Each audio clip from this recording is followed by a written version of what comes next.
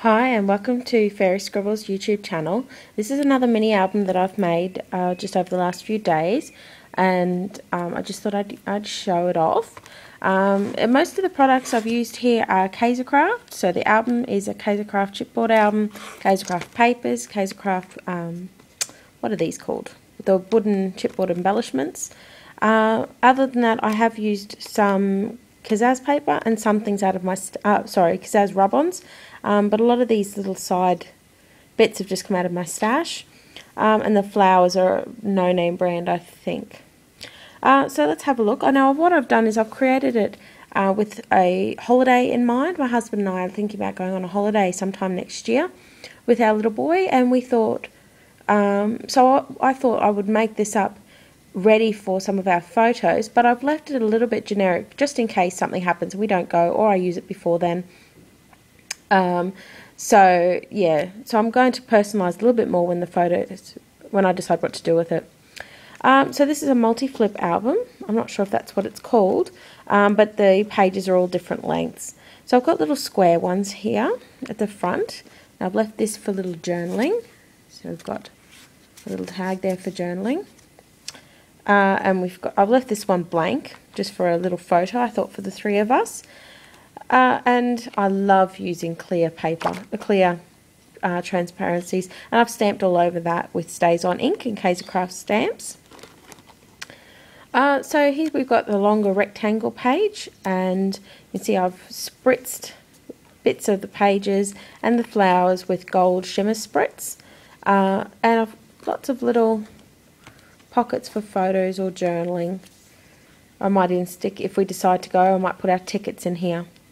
And lots of pearls too. Oops, that one needs a bit of glue when I finish the video. Rub-ons are from Kazaz, I'm not sure if I mentioned that.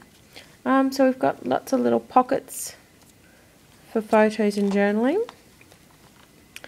I'll move this along a bit. Oh, and these charms are, the name escapes me as well, Franchville, I think. Little metal charms.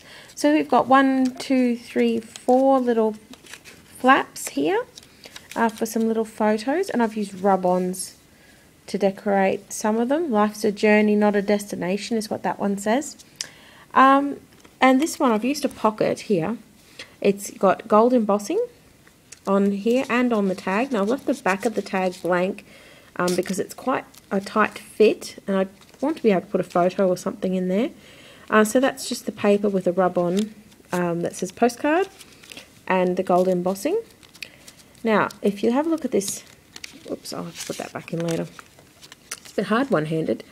So this charm is from Kaisercraft as well. It came in a pack of 4. The other one, one of the others is in here as well. And what I've done here is I've inked it up with walnut stain distressing ink, and then I have embossed it with Faded Jeans Distress embossing powder, rubbed it off, and then I've rubbed bronzy rub over the top to give it a really old look, and I'm so happy with how it came up. Now the problem, when I was teaching cards, one of the hardest things my girls were finding to do was to emboss properly.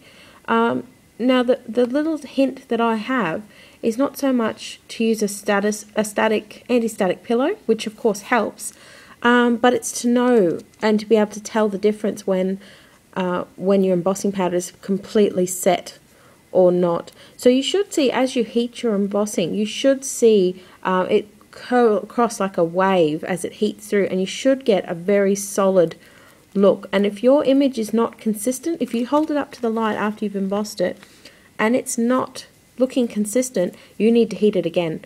And as long as you don't burn the paper, you can keep reheating that. It's until it's 100% done.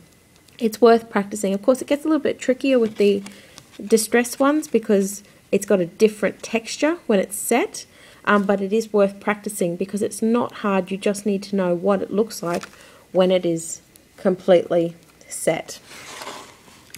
Here's another page. This one's a gatefold, I think we call it. Lots of places here. Lots of places here for things to be poked in. The journaling mat and a photo mat. Something for a title. And that goes there. So I've got that one over and under. And these cute little flowers. Okay, here's the other locket on this tag. Now this tag was actually inspired by Gabrielle Piccoli, I think her name is. I love her blog. Her blog is what I inspire to do, and she's my fallback. And if you would like her blog address, please send me a message and I'm happy to send that to you privately, because her blog is just fantastic. And I've got another photo mat here. I don't know whether I slipped. Yes, I must have. Yes, I taped that one down. So that's not. I didn't think I did. I must have. So a photo mat here. The tag. Yeah, but do check out Gabrielle's. I'm fairly sure her blog is called Such a Pretty Mess off the top of my head. And it's just absolutely gorgeous. And I believe she's on the design team for Webster Pages. She does a lot of work with them.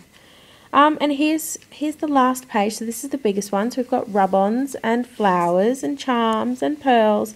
And this is a swirl cut out of from my Cuttlebug. This is a Kazaz stamp, the swirly one. It's quite pretty. And on the back I've got Bon Voyage. So that is my album. And I hope you really enjoyed it and get inspired. And please, if you've got any questions about any of the techniques or anything that you've seen in this album or any of my other videos, please leave me a message or send me an email. I'd love to hear from you. Thanks and happy scrapping. Bye.